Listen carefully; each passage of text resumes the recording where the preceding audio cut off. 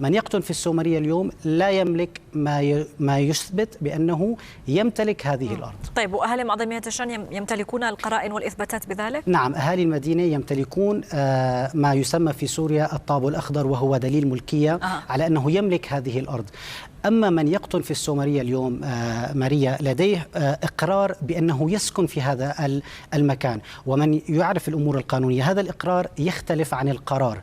أهالي السومرية أو سكان السومرية لديهم إقرار، وهذا الإقرار يصدر من المحافظة. تخرج لجنة للمحافظة إلى منزل معين، تشاهد من الذي يسكن في هذا المنزل، كم غرفة هذا المنزل، وتقول بأن فلان الفلاني يسكن في هذا المنزل المكون من غرفتين 3 غرف إلى آخره.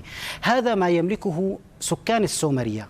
أما ملكية الأرض هي مع أهالي مدينة معظمية الشام الذين يمتلكونها. يمتلكون أيضا وثائق ربما تتعلق بمسكن وظيفي فحسب، ليس ملكية. مسكن وظيفي. النسبة الكبيرة منهم ماريا سكنوا وظيفيا. شيدت بعد المباني الوظيفية مخالفات سكنية بسلطة السلاح والمخابرات والأمن، وهي المباني التي اليوم تطالب المحافظة بإخلائها لأنها عشوائيات وشيدت بمخالفات.